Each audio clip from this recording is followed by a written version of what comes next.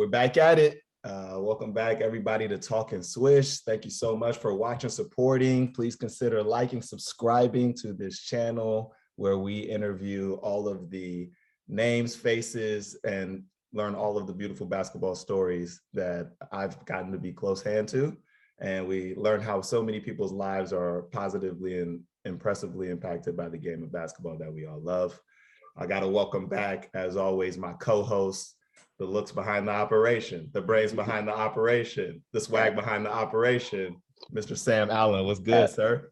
Good morning. Good morning. I'm in different time zones. West Coast, San Francisco. We celebrating a big win last night, so hey. got my coffee this morning. We're doing good. Hey, how we feeling as we prepare for playoff time, dog? Is it GSW's year again? I mean, all of that. We got Niners, we got Warriors. Everything is fun right now. Yes, sir. Yes, sir. Yeah. And our guests are getting more handsome and more handsome, bro. Like, it's just like, I might have to change this. I might have to sell this whole show off to GQ for the rights. But the face we see down there is one of my former teammates, dear friends, and still current pro playing over in Germany. Give you a quick background on this young man. Born and raised in Lawton, Oklahoma. I've got questions about that already. Started at Lawton High School before earning a full athletic scholarship at Drake, where he was the man there, dominated, averaged over his career just under 15 points a game, averaged 16 as a sophomore, incredibly impressive, and a little over 2 assists. And beyond that, has played now professionally for I don't know how many years, but is literally the GOAT when it comes to playing basketball pro overseas, especially in Germany, where he and I met and played together, and is currently playing for Rostov Vechta in Germany's Pro A, and I believe is the longest tenured American player to play for Rostov Vechta, and absolutely a legend in that town. Ladies and gentlemen, without further ado, please welcome to the show the handsome, the brilliant, the talented, the skilled, the amazing, the world-renowned Josh Young. What's going on, sir? Hey, welcome, man. Welcome. I appreciate you, man. Start us off, man. Where are you right now? So I'm in Fechter, Germany, which is in northern Germany. It is in between Dusseldorf and Hamburg. Okay. So closest city is Bremen for anyone who has like a geographical vantage point. And yeah, I've been here for like I was saying, I've been here. This is my 6th season, which is very uncommon for an American to stay in any place for this long. So I just feel blessed, man. It's my 12th year. I've been playing forever. And I feel blessed to still be able to do it. Just can't get enough of the schnitzel out there, huh? Yeah, I take it easy on the schnitzel. The pork for me is like, yeah. Oh yeah. I've definitely had it before. Year 5, maybe year 6, but year 12. Gotta stay off the schnitzel. Year 12, you gotta back off and think about your health options. You start to get up there, so you take a lot more pride in what you put in your body, the way you take care of yourself, stretching and mobility and all these functionality things that you never think about in year 5 and year 6. So it's a different approach to the game. You got me beat by 1 year, man. 12 years, I played pro for 11. The back gave out, the knees gave out. I had no bounce. I couldn't keep the guard in front of me. Hey, you're out there still doing your thing, man. It's impressive. Let's take it back to the beginning, man. When did your basketball journey begin? So my basketball journey began, I think before I even stepped foot on like a competitive court, I was around the game a lot because my dad was a coach. And so as a really young kid, I'm talking like when I was 5, 6, I went to the elementary of the high school that he coached at. So after school, I would just walk up to the gym. I'd be stuck there, and naturally I picked up the basketball. I'd just be dribbling around to kill time. And I guess that's kind of where the seed was planted for the game, and then I remember my dad would take me to Salvation Army where he would play against his buddies. And so I was able to kind of watch it unfold as a child. I was a kid and I was just around the game a lot. And then I was actually born in Shawnee. And then when we moved to Lawton, when I was in 3rd grade is when I started to really start competitively with the game. And from there, it was just like it was the story of honing your skills, understanding that you had talent. The older I got, I was like, I'm not bad at this naturally. I spent a lot of time just practicing, dribbling, a lot of shooting. And from there, I just realized it was something that I was going to be good at. And so I really pursued it kind of fully. By the time I would say by the time I got to junior high, I was playing up. In 8th grade, I played in varsity. And then it was just something that I knew I wanted to pursue on like a collegiate level and potentially further than that, because it just produced a lot of passion for me as a young kid. And I enjoyed the process to just get better. That's awesome. Josh, you said like you took a pretty early liking to it. Do you remember like the first time you felt like you were actually really good at this, or at least better than the people around you, at least the age or the, you know, playing, like you said, you're playing up, but like kind of the earliest memory when you felt like, oh, I could really do this? Yeah. You know, I remember when I was in the 4th grade, I played for a team called Westside. And it was really the first time that I had played like competitively, like I said. And one of my first games playing, I scored 24 points. And I remember, to me, it was like almost like an effortless 24. Like I just really felt in my comfort zone playing. And I realized like there weren't a lot of kids at my age that were scoring that many points, and not in the ways that I was doing it. And so I remember that specific game being like, I think I might be good at this. You know, this is something that I want to stick with. And from there, it was the journey, man. It was the process.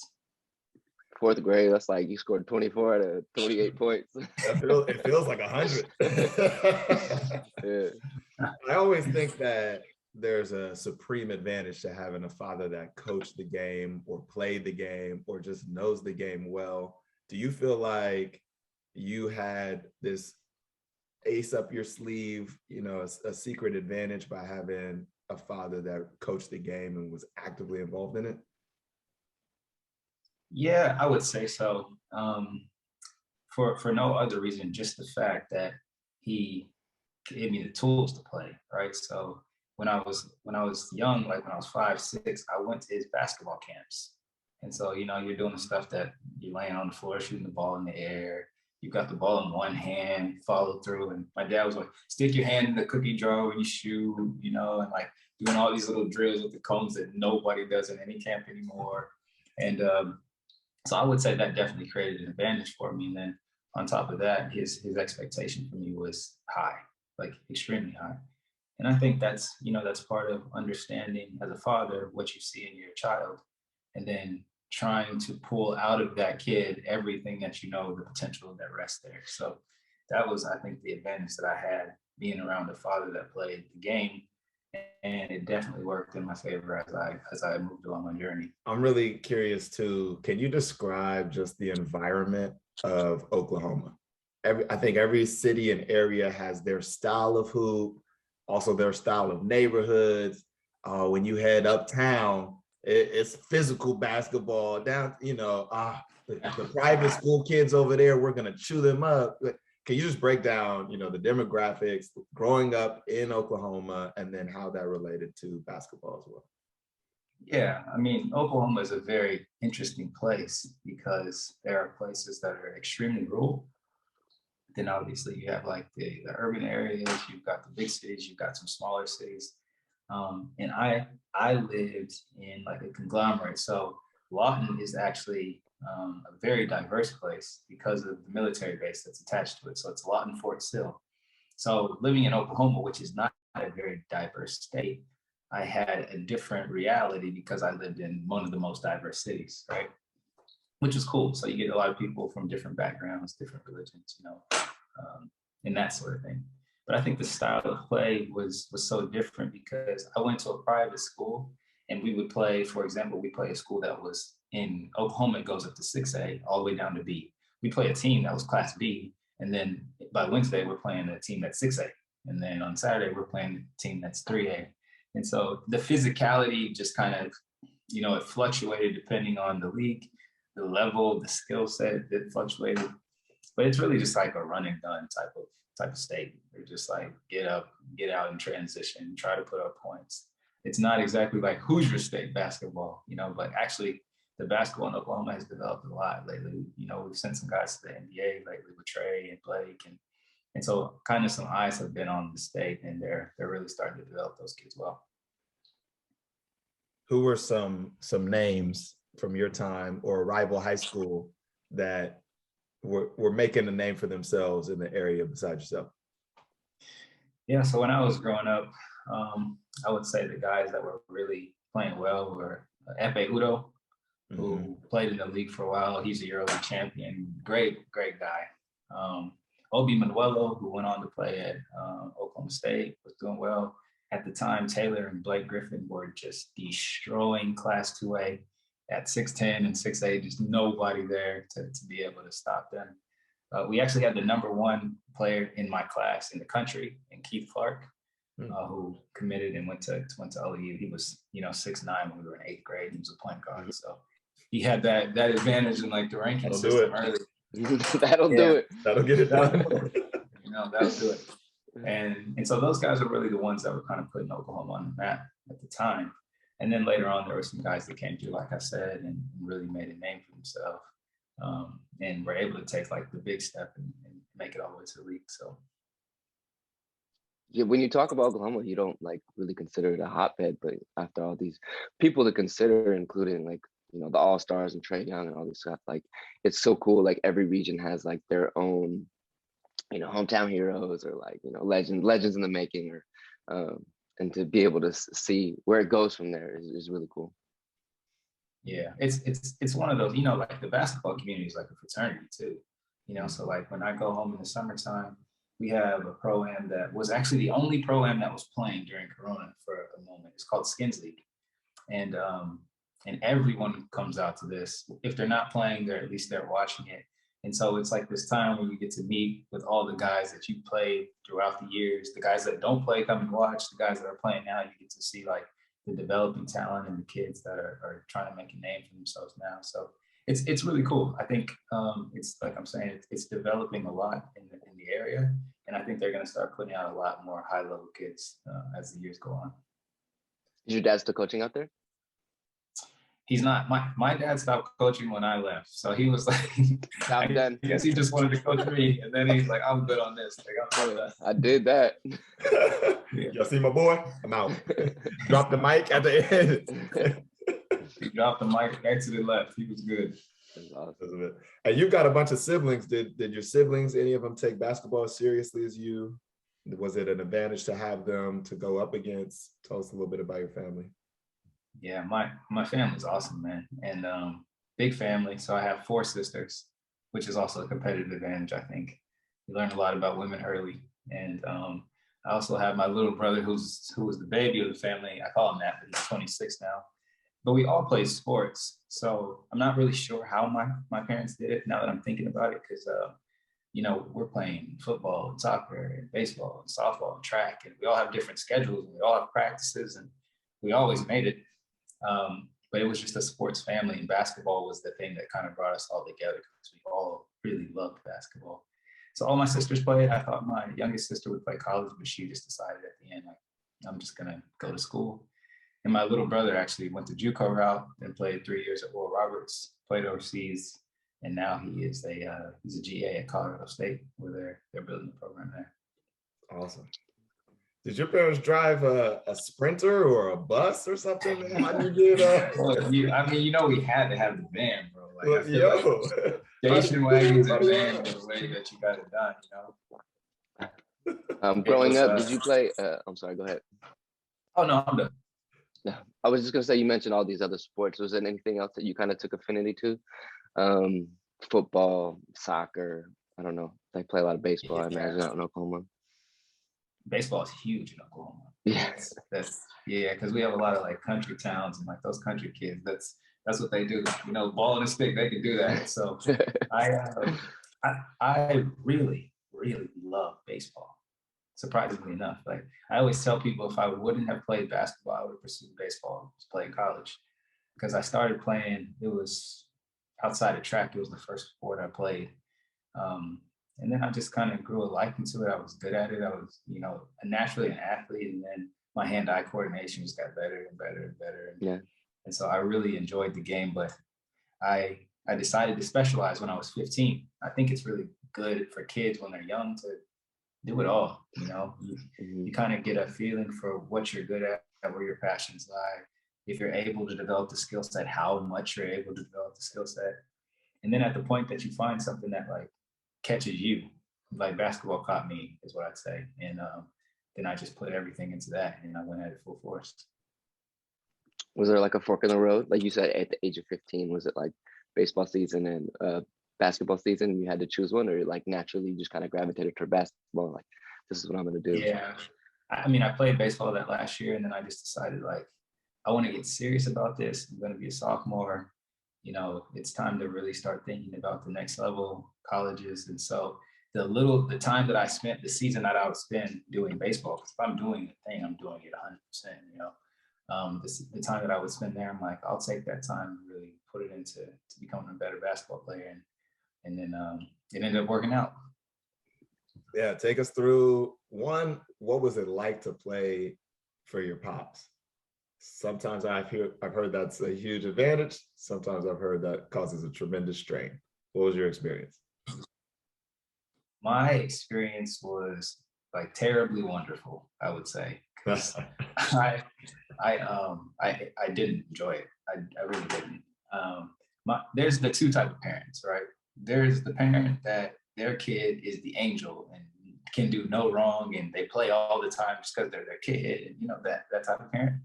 And then there's the other parent who will blame everything on their child. They don't let them get away with anything. Like after the game, I could have 50, and my dad like, you know, you didn't do this, you didn't do this. And I was just like, it was that type of situation.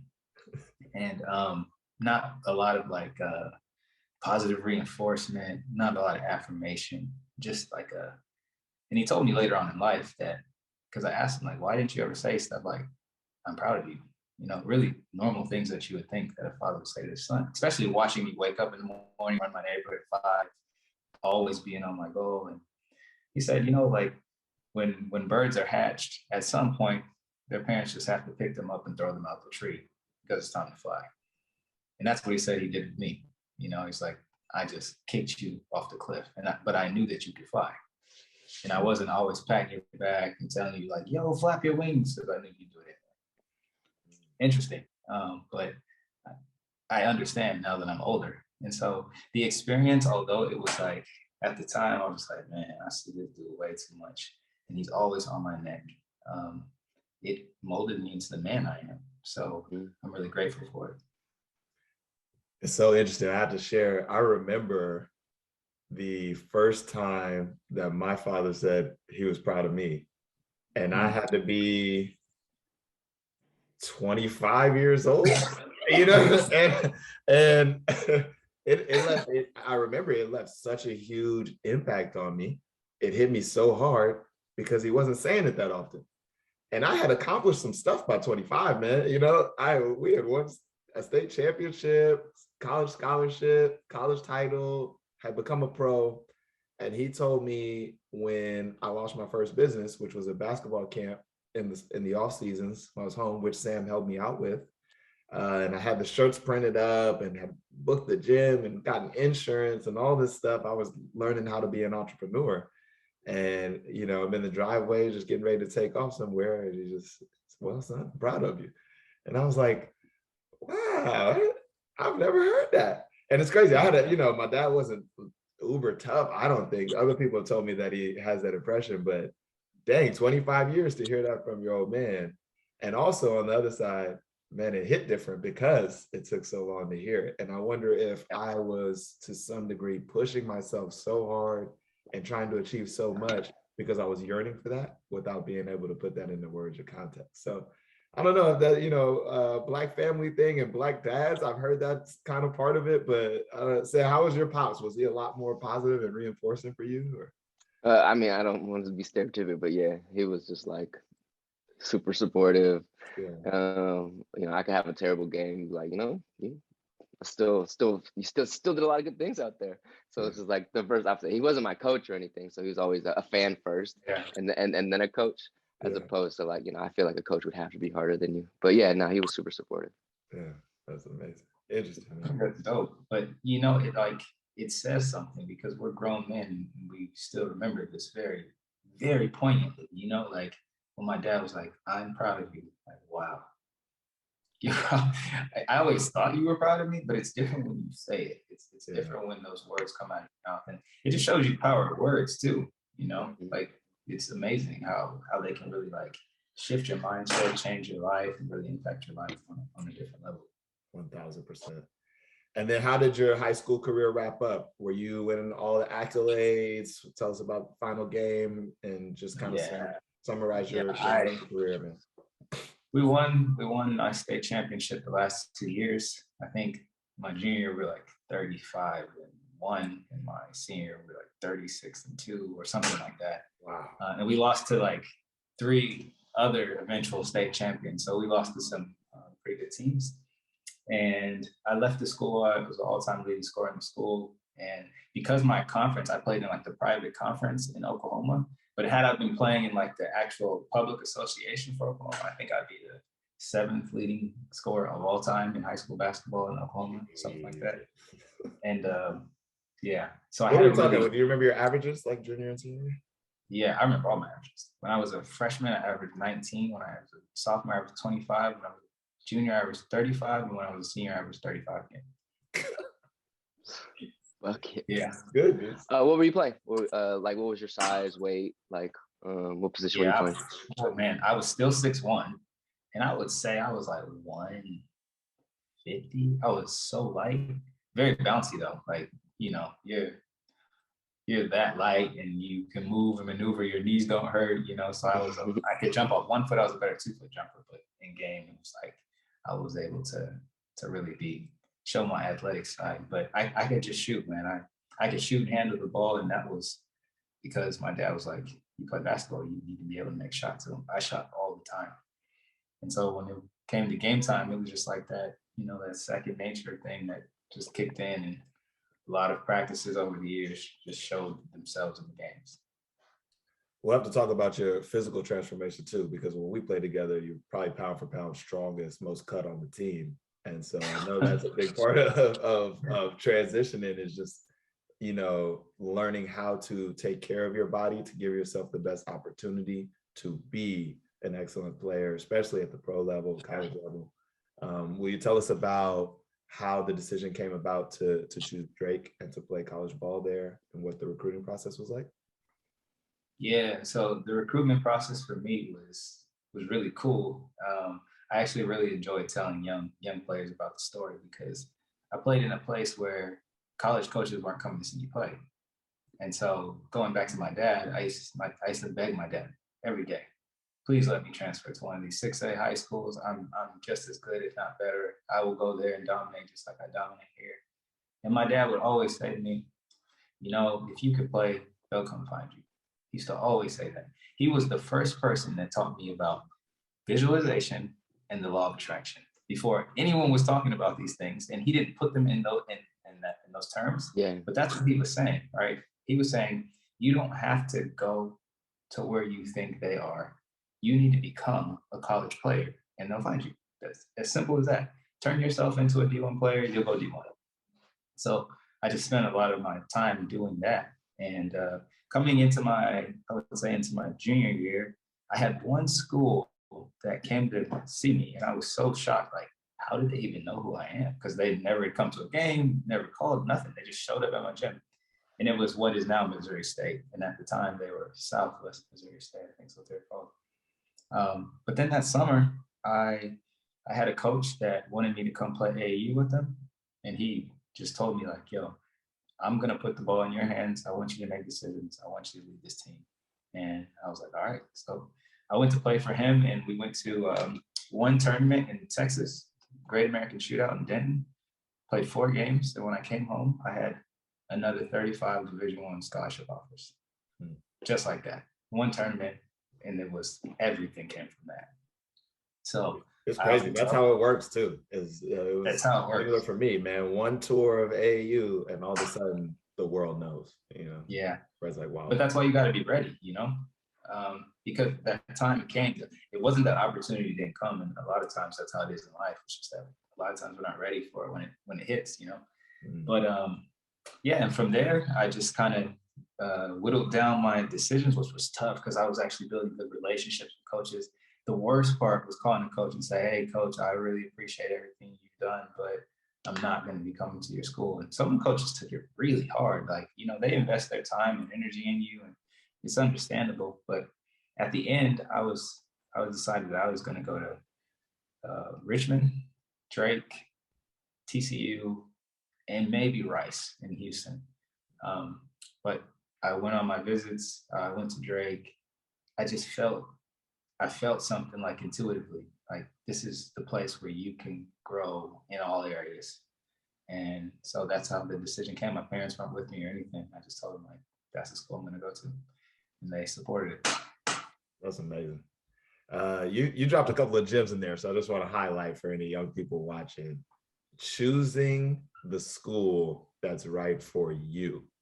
Mm-hmm. That's the mentality to have during the recruiting process, right? Because I can't tell you how many players I played with, incredibly talented, you know, superstars, could have gone to any school they chose, and maybe they chose the school with the biggest name. Maybe they chose a school with the most titles. Maybe they chose the school in the coolest city, but somewhere in there, what got lost was how they fit into that system. Is the coach not going to recruit over my position? And those are actually the more important questions. Will I evolve here as a young person, a student? Right. You know, will I thrive, right? Case in point for me would be, I just love warm weather. All my best pro seasons, I was in a warmer climate. I like to be outside. I like to socialize, etc. No chance would I ever attend Syracuse, because you bury me in snow and I just like curl into a ball, right? And so that's such a random thing, but it's just a point of like, Syracuse is amazing. Syracuse is incredible.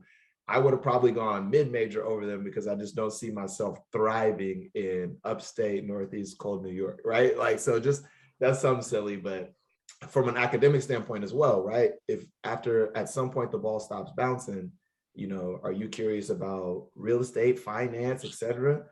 There's a backbone there that you don't realize you'll need in terms of when you finish up, what alumni network does this put me in? Where are they based? What, you know, what types of people have thrived at this university that I might potentially be able to go and work for, partner with, connect with, etc. So I just want to, I think that is a really important point. And it's something I didn't fully understand at 17 years old, that you're choosing a family, a location, a reputation, you know, an academic institution, and where you're going to play basketball. And they're all equally important. So appreciate well, you. I think without jumping ahead too much, because we're going to talk about this at the end, what you're actually choosing is your environment. Yeah. Right. You're choosing your environment, and in your environment, you want to choose one that's going to foster growth. You want to make sure that you're growing on all levels of who you are. So at the end of that experience, you could say, I made a decision to be in an environment that pushed me to become more of who I actually am, right? And for young people, it's not just about the basketball. That's super important. But if you fall in line with a leader, with a coach who can help you to grow as a young man, trust me, you're going to grow as a basketball player. But you can grow as a basketball player and never, ever evolve as a person and stay exactly where you're at. So there are a lot of things, I think, for the young people that's important when they're making these decisions. But at the end of the day, we're talking about how we've played over 10 years of professional basketball, and now we're going to move into something different in life. What's more important, the fact that we dribbled a basketball at one point in our life, or the fact that we have people skills, we know how to build relationships, we have character that we live. All of those things become far more important for us for the rest of our life. If that doesn't already show it, as so hey, Josh is a brilliant young man, and I can't wait to talk about, you know, what you're getting into and what your plan is for post basketball. So we'll tackle that in a bit here. But tell us about the time at Drake. What was it like to be a student there? Oh man, took off quickly. Tell me everything. Yeah, full background too. It's in Iowa, right? Yeah, it's in Des Moines, Iowa, which is already like, where is that? So I told you I went on my visit. I kid you not. I thought when I went up there, like, are there people there? It's like, is the school in a cornfield? I really was so naive. I was just like, they ride horses. What are they doing up there? I'm like, they're riding horses. I didn't know what they were.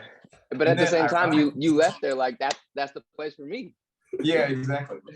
But that's how that intuition, you know, that you have to have that. So the funny thing is, I was thinking about that about them, and then when I was there, people were like, "You're from Oklahoma? Do you guys ride horses there?" Like, you know, everybody was judging that book by its cover.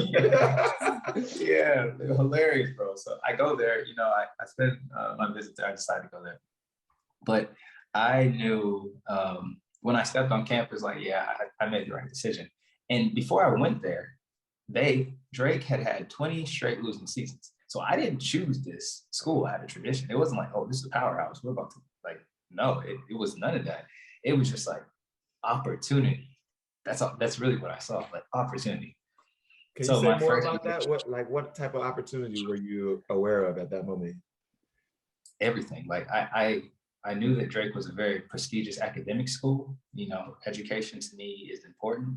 And then at the same time, when I went up there, I actually played against the team. I played well, like really, really well. To the point where one of my best friends, I just saw him the other day. We played at Drake together. Now he lives in Germany. And he's always telling me that when I came on my visit, they were all like, that kid's not coming here. Like, he's not going to sign here. But I was thinking, I'm about to come here and play next year, like immediately, you know?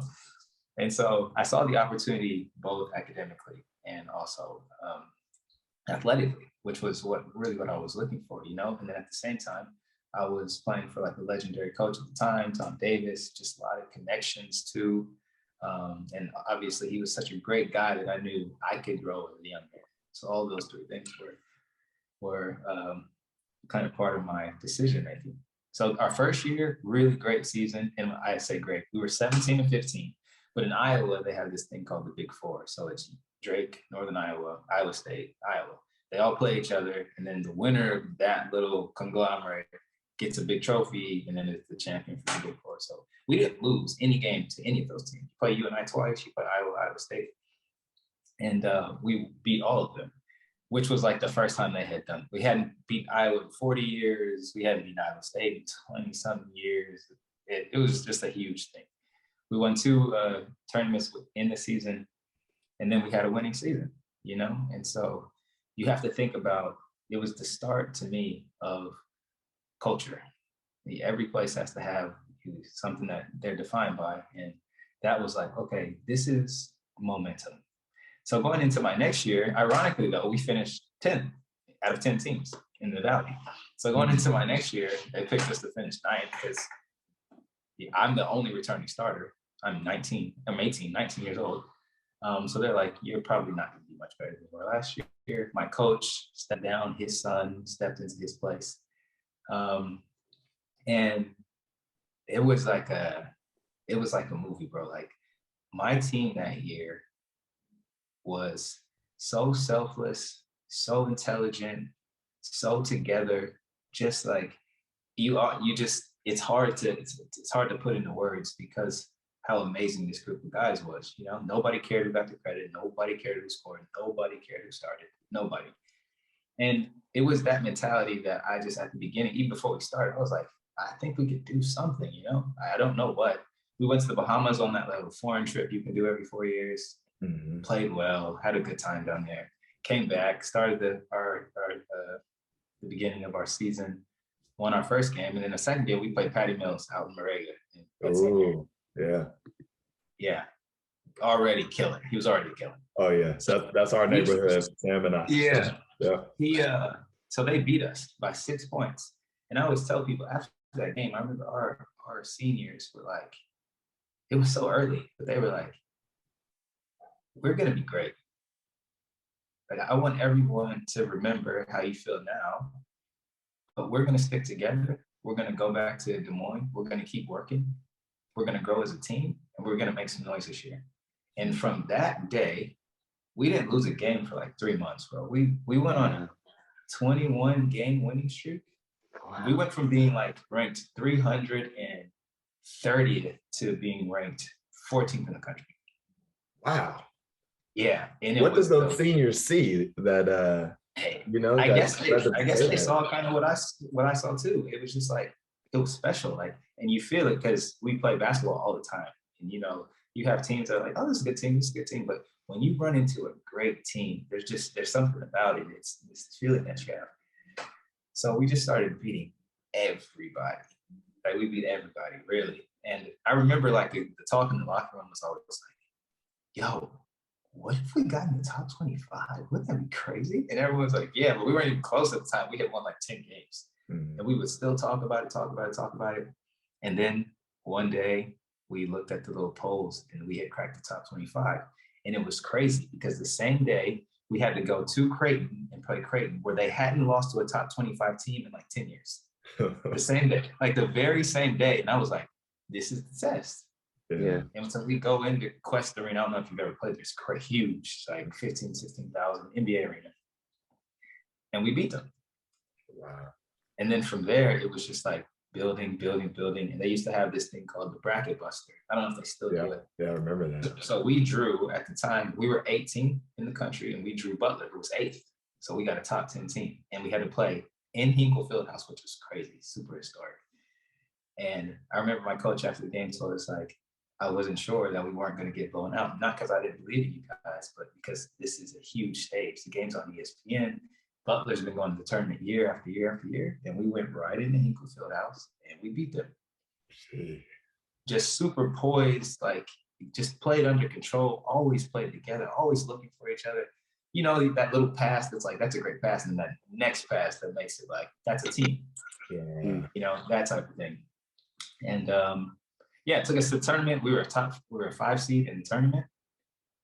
And we lost on a 30-footer at the buzzer. Oh.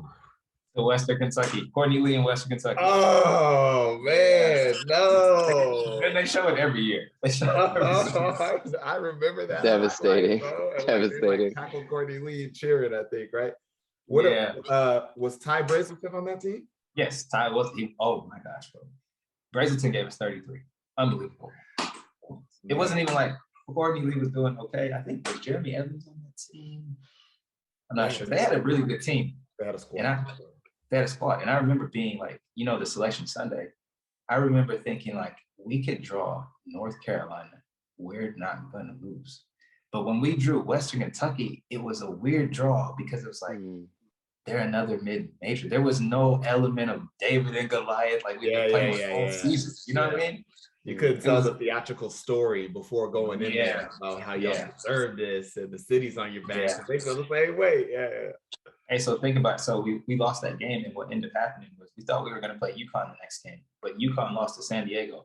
So we would have played San Diego the next game. And if we'd have beat San Diego, we would have played UCLA.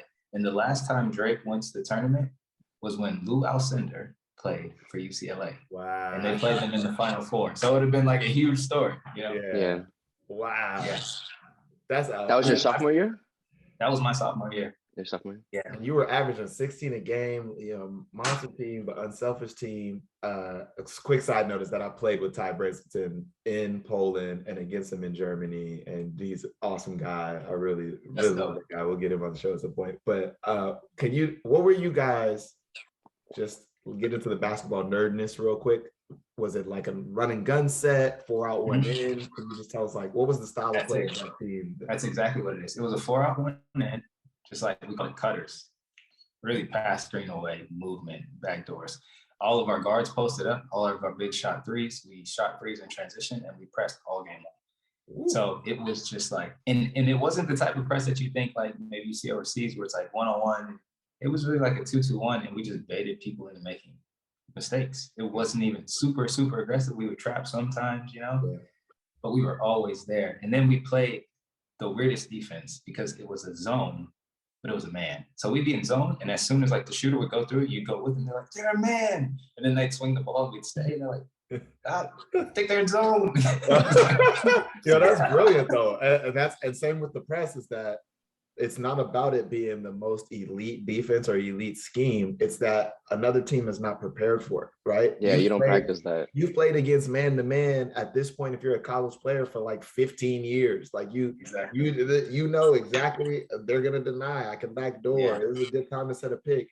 You haven't played against a 2-2-1 every day of your career. Nonetheless, you know, a matchup zone defense. So even a GOAT, right? Like you could play UConn, you could play Duke, and it's just like they just haven't practiced that every day. Your chances are already a little bit higher for success. Yeah, that's awesome. Yeah. That's Yeah, awesome. so it's weird because you just like let them catch the ball. They're like, okay, they let me catch the ball, but now the press is here. And they're like, this is a little bit weird, you know. Yeah. But it was my coach was brilliant, bro. And there were many reasons why he was brilliant. I remember when we played Wichita State, he came up to me before the game. He said, look, I'm going to take you out when I always take you out of the game. And you can sub yourself in whenever you feel like it. And I'm 19. So I'm like, what? Like, you have that much confidence in me to put myself back in the game? But you know what I tell people, because the guy that played behind me was such a great dude. He was a great player, but it was tough for him to get minutes because I was the leading scorer, not on my team, but the conference. Mm. So I would tell people that when he was playing, if he was making shots, I did not go back in the game. If he made a great play, I would let him play. I was just like playing off of him too, you know, kind of having that like selflessness, like, all right, we're also a team. Right. I can only imagine how that inspired him, bro, that you were willing to do that. Like he was probably out there diving on the loop, you know, he probably playing out of his mind, like, yo, playing Josh, out of his mind. Yeah. And as long as he was doing that, like you stay there. And if like shots weren't falling defensively or you get tired, I come back. I literally didn't have to ask. For the rest of the season, I just walk to the scores table and go back in. Unbelievable. What trust, really, man. That's so cool. That is a player's dream, bro.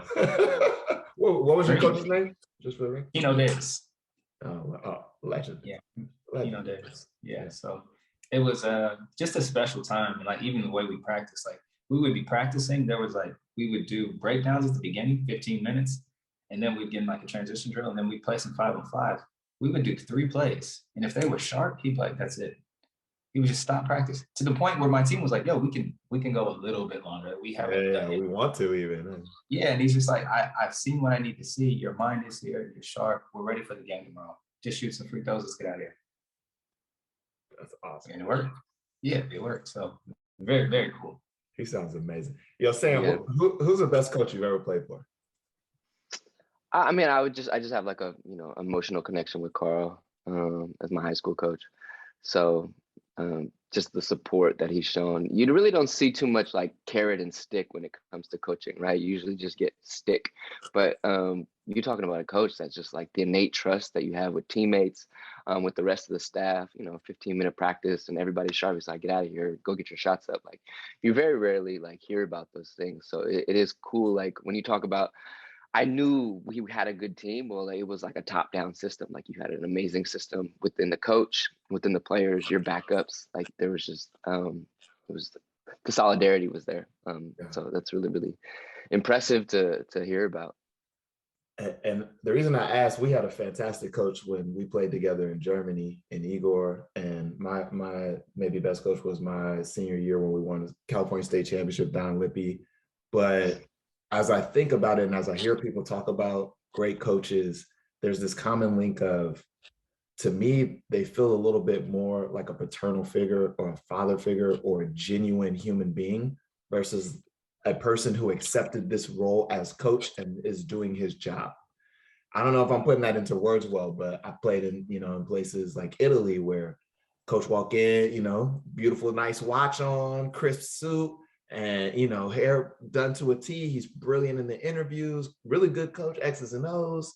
But I didn't feel like I could go have a coffee with him and tell him about, like, you know, why I think the dude behind me should play a little longer against this game. But if he's, you know, I'll sub myself in if he's not performing, or, you know, he didn't come to us before games and say, I see that you guys are spiritually here, emotionally present. Like, they don't speak along those terms, but the great coaches I had talked about those things all the time. Igor used to talk to us about talking to people in your apartment building, even though you're an American in Germany, and having some semblance of a rounded life in this crazy roller coaster we were in of playing overseas basketball. And I was like, a mind that thinks like that is naturally going to be a great leader for young men and young people and be a great coach. And there's some link there that I haven't really quite discovered or put my thumb on, but man, that leads to amazing things, which it sounds like is what you experienced at Drake. Yeah, I agree. And I think, and like you asked the question, like, who's your favorite this? Who is your best coach? And people, it immediately comes to people's minds because they made an impact, right? And that's really what they leave, is that they leave this impact. But I think what it is, because I thought about it a lot with the coaches that I've had, is that there are people who don't understand what coaching actually is. Mm. Coaching is just drawing something out of someone that they might not be able to draw out of themselves, or that they Yeah. haven't drawn out of themselves. That's what literally the essence of coaching is. It's not exactly teaching, but you find coaches that also teach, right? And I think when you find the combination of that, these are the ones that potentially become the ones that you always remember. Because when you leave better than when you first met them. Like, I'm a better player, but I feel like I grew so much as a man when I played under Igor, or when I played under Pedro, or when I played under Tino. And those are the people that we remember, not necessarily the dude that drew up the best plays, you know? So when coaches are understanding that they're coaching to the human, that's what I call it, coaching humans, you get the most out of the player. Like, it just comes naturally. But if you just try to speak to the player like you're just another number, you're just another jersey, you're just what you're doing for me, you don't get much out of that as yourself, like as a person, you know? So I think everyone kind of feels that way naturally when they come in contact with a coach who's an actual leader. Yeah. Yeah, well said. Heavy. How did you feel at the end of your career at Drake? Senior year, you're graduating, and then tell us about those next steps of turning pro in that process, really, that time period there. Well, I speak with so much like enthusiasm when I talk about my sophomore year.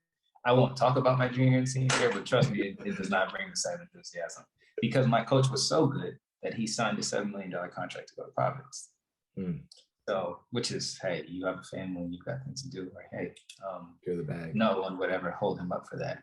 But what that does is it leaves you open to whatever's next. I'm the type of person that I wanted to be loyal to my teammates, because all my teammates were staying, but nobody was leaving. There was no transfer portal. You weren't like, I'm out of here, whatever. And we were bringing back 85% of our team from a top 15 team in the country. I'm like, we're going to be really good, you know? But that's when I first found out that the pieces are only good as the leadership. And the last 2 years was really difficult for me. Like, I did the same things. I was the same kid. I worked the same. And it was just like, it wasn't appreciated. And my coach came in with an agenda. You know, he wanted to get his guys in. I wasn't one of his guys. And he always, talked to me like, hey, stop shooting so much. You shoot too many threes. You do this, you do that. And I think mentally for me, I was just like, it was tough. So getting out of there, I wanted to be done with basketball. I completely lost any desire to hoop, like any desire. But I wanted to stay in shape, so I just kept working out. And then I had some NBA teams that were like, hey, we want you to work out for us. That would be stupid not to work out for them. I really don't want to play, but whatever. I think I went to 6 or 7 regular job interviews just from like boosters who just called me like, hey, we want you to work for me. But I did those workouts, and then at some point I ended up in the G League draft. So didn't know I had to do that. Got drafted, went to Austin. Was like a interesting situation because they had 5 vet point guards in the training camp, and I was like, I don't know where I fit here. So I already didn't really have confidence, and then I'm going into a situation where it's like it doesn't even look like something that is going to be beneficial for me. So I was only there for a few weeks. I ended up getting cut. Talked to my agent, told me like, yeah, there's a team in Germany, and he's like, there's a team in Germany that wants you to come play, and I was like, why not? Free ticket to Germany. What could it hurt? But then this is again the importance of having running into kind of this steward or a leader, is because when I got here, my coach was a young guy from Chicago, like outside of Chicago. And when he saw me shoot the first time, he was like, if they go under on a pick and roll with you, I want you to shoot the ball every single time. I don't care if you shoot 50 times. I want you to shoot every single time. And then I was just like, oh, okay. So you have been so blessed by some of the coaches you've gotten to play for, man. Yeah, oh my goodness. I had to have it. At that moment, I had to have it, because if I would have got anyone else, that would have ended my career. I would have been like, it's not worth it. Why would I do this? But I got him. And when I tell you, I still to this day, I will like just a random tweet to him, send him a message. Thank you for what you did for me, because I'm in year 12, but only because of you, you know? And he really gave me so much confidence. So I went out and I led the league in scoring that year. And then after that, I was in the third league, and then I went straight to the first league. And then that's obviously where we met when I was in Tübingen. But it's so important because like we have people that are just kind of moving through life aimlessly. But all it takes is one person to see that person and be like, you have something in you that's special. And then coach that out of them. And that's what he did. And then because of that, I'm sitting here talking to you guys today. The interconnectivity of life is crazy. It's crazy. And we don't see it. We always see things in like the small picture frame that we're in, but it's tough to see the bigger picture when you're actually in the frame. But if you can take yourself outside of that and you start to see the way that life works, it's just like, it's unbelievable. So I'm really grateful for him. And that's why I found my passion back. I would play, and passion was produced when I was playing. And I'm like, this is the JY that I've known for my whole life. And and so that's how I've been able to keep that same energy for the last 12 years. Amazing. Can you quickly cycle through all the clubs you've played for in 12 years? Yeah. So I started in Leverkusen in the third league. I took the jump to the first league. I played in Tübingen for 3 years. Then I had that little injury. I think the last year we played together. Yeah. And then I went to Nuremberg, which was in the second league. Okay. And from Nuremberg, I went to Fechter the first time. And that's when I had my career-ending injury in 2015. Which was what? Cartilage damage in my left knee. Yeah. They told me, literally said it's over for you. Like, you're not going to play anymore. So I had the surgery, took a year off, came back in December of 2016, went back to Nuremberg just to see if I could play, and I could. And then after that year, I signed back to Fechter, second league. We won the league, went to first league, went to the playoffs, next year, went to Champions League, and the next year back to the first league. And then now I'm still here. So it's been a journey. It's been wild. And, now playing with like restrictions, no fans, COVID, all these different things, it's even, I think, a lot more difficult for the guys that come over here and play now. But my experience has just been one of, that's been extremely blessed. So Deutsch? Sprechen Sie Deutsch? Yes. Yeah, natürlich just kind of gut Deutsch. Sehr gut Deutsch. I remember, first of all, I just got to say, you're one of the best teammates I've ever had, right? Like this smile and this intellect and just this openness and togetherness, it's felt by every single player you play with and the coaches that have coached you, right? Like the way that our coach would speak about Josh, it was like, like a proud father, you know what I'm saying? And some of us would be like, hey man, I was like, my coach don't like me like that, like you're just so, I feel like you're every coach's dream and a natural born leader. And it's just, you have so many gifts that I feel like have allowed you to have the success that you've had. So I just wanted to share that. But then also I remember that year, I think you and I were the ones that were really trying to take our German seriously and really trying to learn, and we were practicing. And I always respected that about you is, there's so few American players that take advantage of the opportunity that they're being given outside of basketball as well. Like here we are from wherever we grew up, living in Europe, but you were traveling, you were studying the language. I think were you doing not like job interviews or anything like that, but I feel like you knew a lot of the founders and a lot of the boosters, and you were connected with the front office more than most players were. And I remember that year we also, over the break, the highlight of the season for me was we took a trip to London. Me, never forget Nash and John Wallace. So it was so nice. Yeah, can you tell us about some of just like your better memories from the 12-year career in Germany, some moments that have stuck with you and that you're proud of on and off the court? Yeah, man, first off, that trip to London was awesome. I have a video from that I got to send to you, bro. It's hilarious. But we, again, I've been super blessed with some of the teams that I played for, the coaches I played for, because I told you about my sophomore year in college. And for anyone who experienced that one time, it's like, this is a once in a lifetime opportunity. But I've experienced it twice because I experienced it again as a professional. with a team that just came from the second league. You know, you come from the second league, usually you're in the lower bottom half trying to not get relegated. So Sam, how it works overseas is like if you're in the bottom two in the first league, the next year you play in the second league. So you always have a chance to go up and go down. And so we had just come from the second league. So everyone's like, oh, they're probably going right back.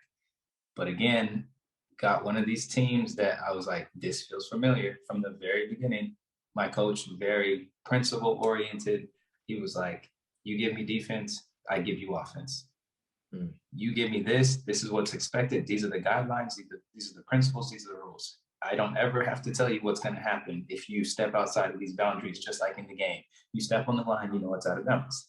And that I respect very heavily because I knew I'm about to grow immensely under this man. And then I had teammates that were just the same, just so super easy, super just relaxed. We come to practice, ready to work, like let's get to it. Every time we did something like, yo, let's compete. And I'm like, this is the type of environment you want to build. If you're going to compete, this is what you want to be in. So again, we started the season 0-3. Everyone's like, oh, they're going to move to the second league. And then didn't lose a game for like 3 months. So went on this crazy run. And by the time the end of the season came, we called the Überraschungs team. It's the surprise team in the league. We were in 4th place. We're in the playoff spot. We played Bamberg in the first round, destroyed Bamberg in the first round. Wow. Played Munich in the second round and lost to Munich in the 5-game series, which eventually they won it. Wow. But it was the same type of experience. And that to me was just like, I remember almost every game that I played that year. And then being able to travel in the Champions League was cool too. You know, you wake up one day, you're in Tel Aviv or you're in Athens or you're in Burgos, Spain, and then you fly back to Germany. You can't really practice that much, which is awesome. It's just really cool experiences, you know. But I think the year we played together, Al, we had, we had like a difficult year. But the thing I appreciated about it was like how close we were. And that's so important, you know, because like difficult times happen, but who you are can't change because of that. And I just appreciated that I was with some guys who were like, hey, you know, we're going to continue to fight, but we're not about to die out here because we're not winning games like we won. Let's just keep putting our head down. Let's work hard. That's what we're supposed to do. And the results take care of itself. So I've had some really good memories. When you're back, do you go back to Oklahoma when you come back off in your off season? Yeah. I spent more time in Houston. I'm in Houston for most of the summer, but some of my family's in Oklahoma City, so I go back and see them in Oklahoma City, and then I really bounce around a lot. Like I might go out to New York, I might go to DC. I actually talked to Ty about living in LA this summer, so I'm not really sure. I just want to. I like to have freedom of movement.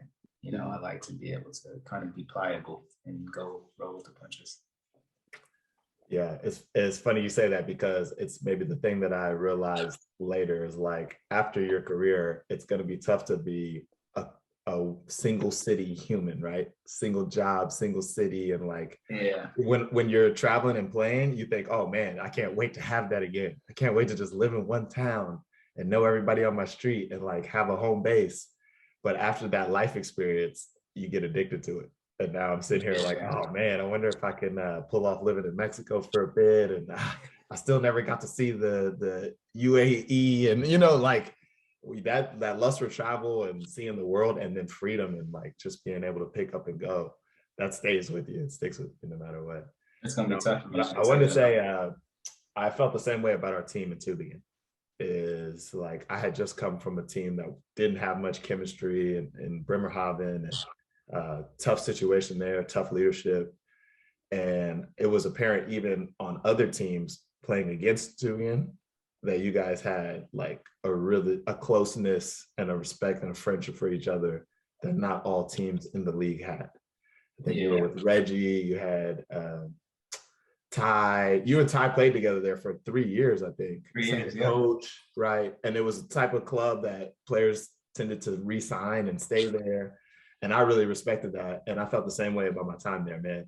John Wallace from Georgetown, Ty Nash, Notre Dame, you, me, Daquan Cook came in late. But that core four right there, crazy. I enjoyed being around y'all every single day, which is so rare for a professional basketball team. It was just like, man, I got to ride a 16-hour bus ride with these a-holes. You know what I'm saying? It's like, I never felt that way. I was hyped to see y'all every day, hyped to talk mess.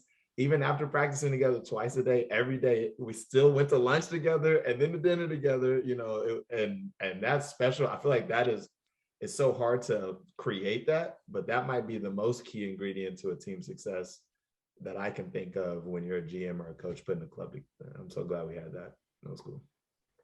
Yeah, it's so true.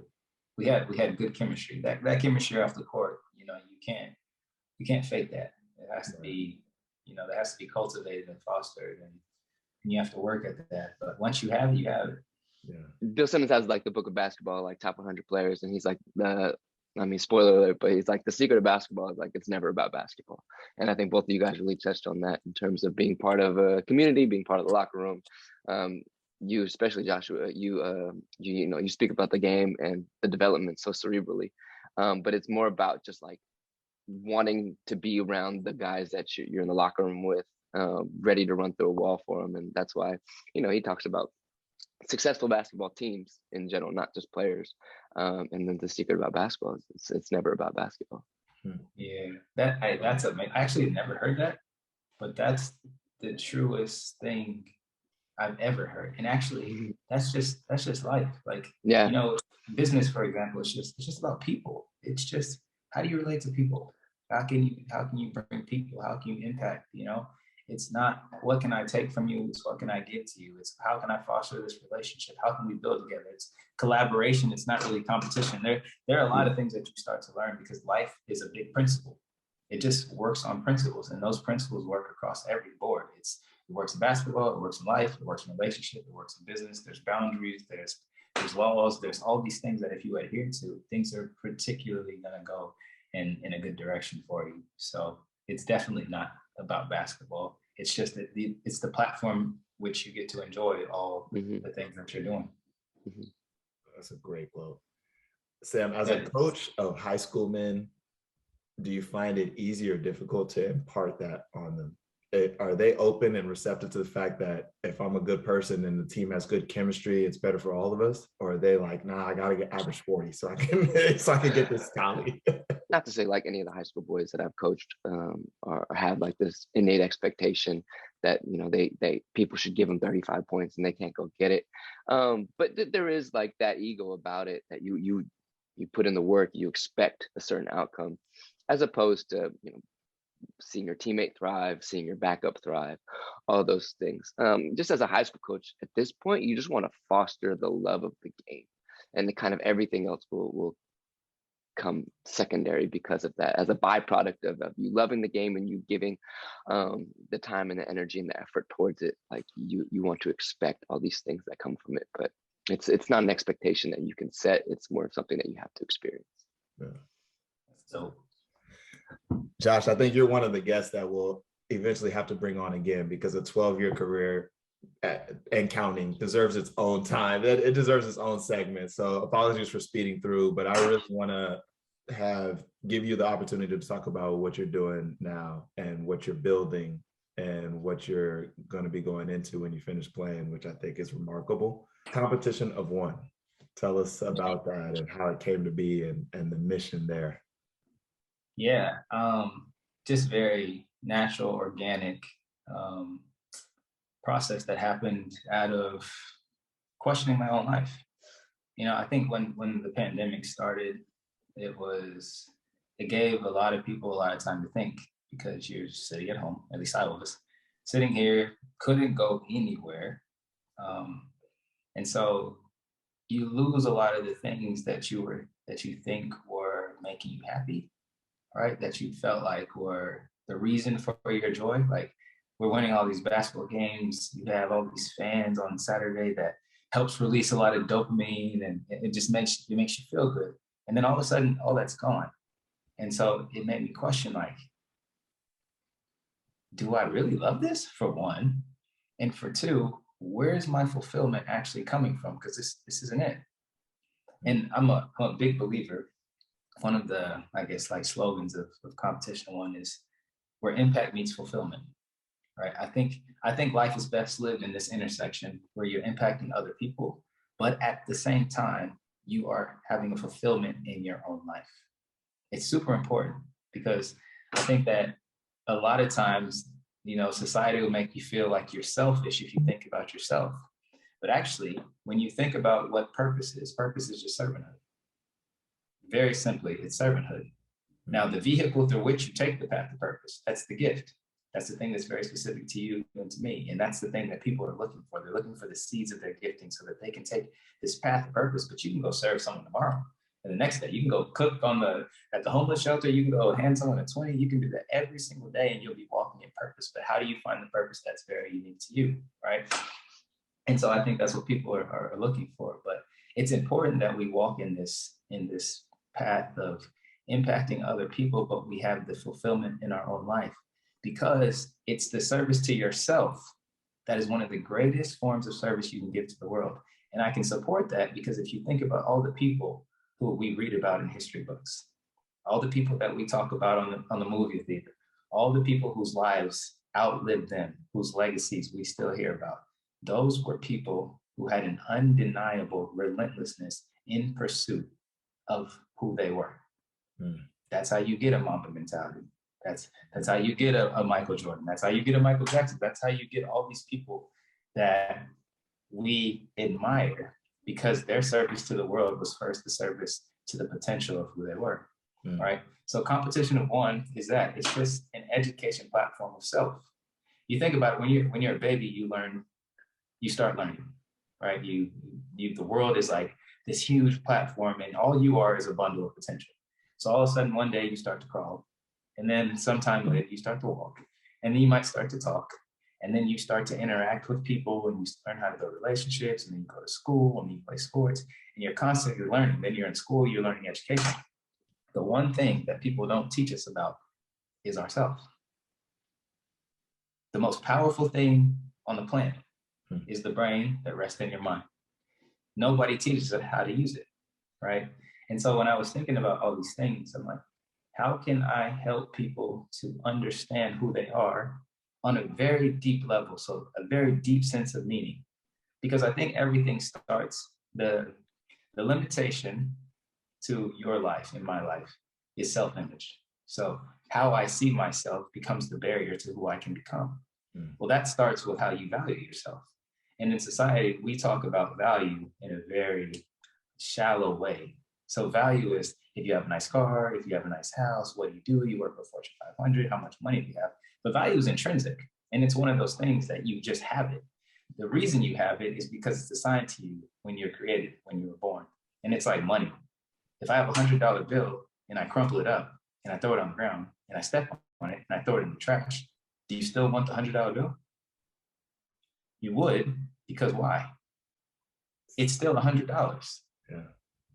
Regardless of what it went through, which is the same way that our lives are, regardless of the things that we go through, the traumas that we face, the things that people said about us, talked about us, the way that they treated us, our value never goes away. It never changes. Just like that $100 is always going to be $100. And everybody's value starts at 100 because everyone is born with the ability to be world class, with the ability to serve, with the ability to love. And so I just thought, like, we're educated on everything else. Why not educate people on this? It's an empowerment of self. It's helping you to become who you are and understanding that one of the greatest services that you can give to the world is being uniquely you. So that's why I started to just push the limits of what I'm capable of. I started to write every day. I started to journal every day, do things that are outside of my norm, because it's in this comfort zone that, like, dreams die.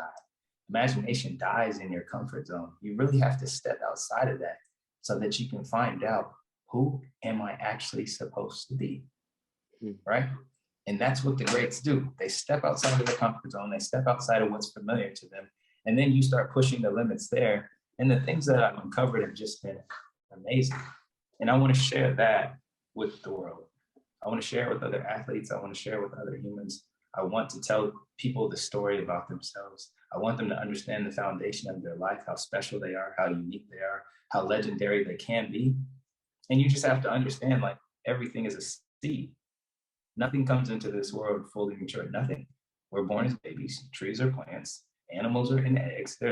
Everything starts off in this state. And then it takes the right environment that I was talking about earlier, Mm-hmm. to foster the growth. If we were to take a monkey and judge it on its ability to swim, we might think that the monkey is stupid. The monkey might think it's worthless. It might not think that its life is worth anything. You know, it might feel out of place, just like if you were to take a fish and judge it on its ability to run. But that's the way that a lot of us live our lives, is that it's not because we're not great. It's because we've never been put in our natural habitat to be great. And understanding that when we get in that habitat, when you put the fish in the water, all the glory, all the splendor, all the purpose just erupts from it because it's in its natural element. It's effortless. It's the same thing if you were to put an eagle in the air when it flies, just glory and splendor, all these things are just released. And so I think it's important because I don't think people are telling people this these days. I don't think people understand it. I don't think people know it. And so as I just started to pursue things in my own life, I just casually write them down. And from that came this thing where it was, there actually isn't competition.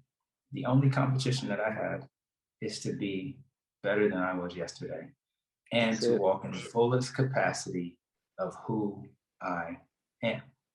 That's it. There's no competition in that lane. Nobody can be better than you because Al, we live in two different worlds at the same time. We live in the world that was here before we got here and the world that's going to be here way after we're gone. And then, Sam, there's the world that only exists only because you exist.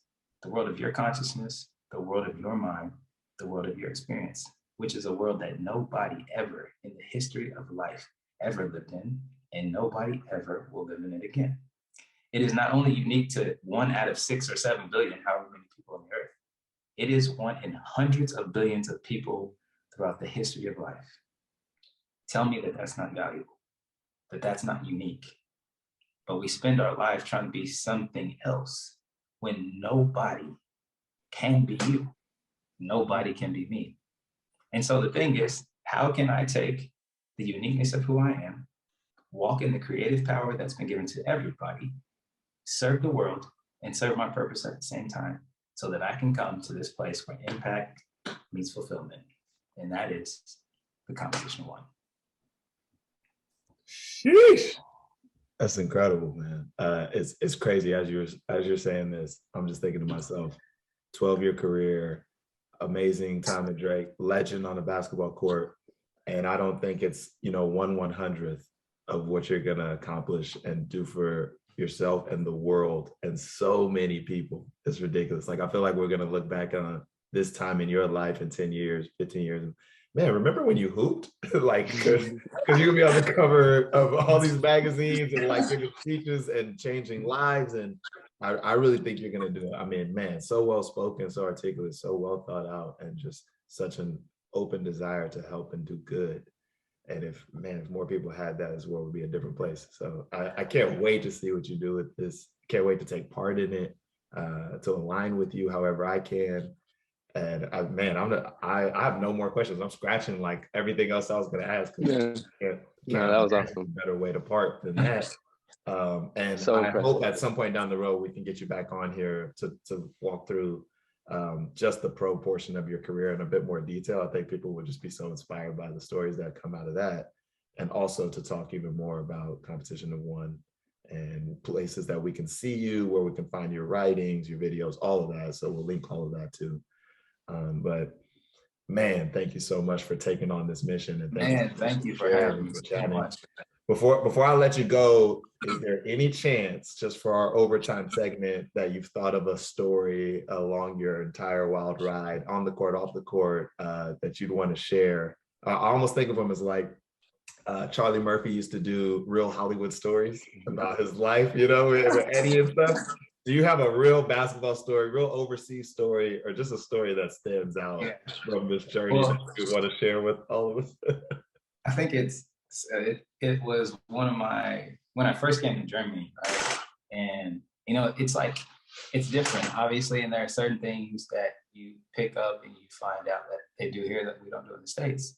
And one of them is at the grocery store, right? So I remember I hadn't gone grocery shopping, and I was like, I gotta go grocery grocery shopping, and they're like, there's an Aldi down the street. I'm like, oh, there's Aldi in America. Like, I know Aldi, right? I'm in the Midwest.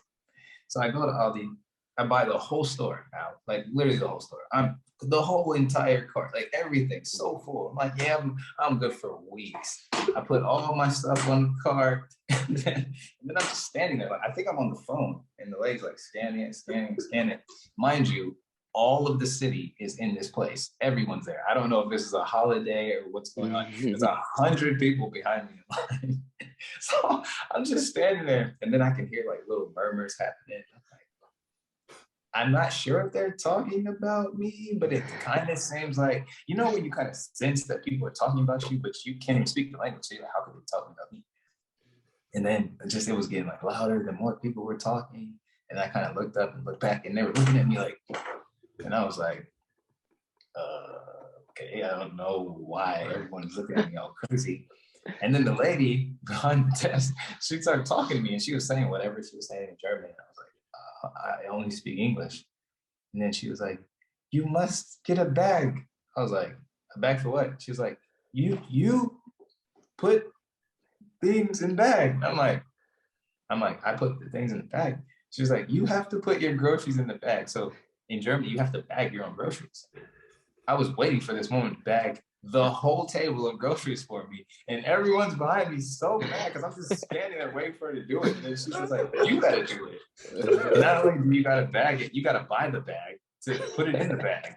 So I'm like, all right. They were on COVID protocol before COVID existed. Like, no, we're not helping you with that. Bag. We're not helping you with that. And I was just like, where am I? What do you mean you're not bagging the bag? I'm like, you're literally not doing anything back there. Like, what are you talking about? So that's how I found out the very first time I went shopping in Germany that you had to bag your bags. Very embarrassing, because then I had to walk back through all the people to get the bag. And they're all, and I was like, I don't know what to do. So I went and got the bag, bought like 4 bags, bagged everything, and it took forever. Then I just walked out like, I'm probably never gonna see y'all again. So that's so good. I remember that awesome. moment for me too. And it's amazing because like you also gain respect for baggers. Like I'm sitting here trying to judge, I don't know how many bags I'm gonna need, you know? So you gotta pay for it, and then they give it to you, open it, put the groceries in. What if you buy one too many? And I was like, hey, can you take this bag off there? You know, oh man, that's hilarious. Hey, these little cashiers at Aldi they're Tetris players, bro. Like the way that they're Masters. putting stuff in there, they're like, yo, you're. I told a girl one time, you have to be good at Tetris. The way she was putting the stuff in the little box, I'm like, that has to be your favorite thing. It was in the States though, it was different. But she was like, she just laughed like, Oh man, Jay, thank you so much, man, for doing this interview. I cannot wait to drop this episode, and we'll pump it out, and I'll get you the edits. But thank you so much for just sharing your wisdom with our audience. Thank you for being who you are, man. Just the joy and the positivity and everything you bring to every team you've been on, to every person that you sit and spend time with. It's so appreciated, and we're so grateful that you took the time to be on the show, man, and share your story. I can't thank you enough. Man, I appreciate you guys so much. Thanks for having me. I would love to come back anytime. Oh, that's awesome. We'll hold you to that. That's Sam. This has been Josh Young, and we'll leave all of his info where you can find him in the bottom. But I hope you guys were as moved by this episode as I was. I'm Al Harris, and this is Talking Swish. Peace.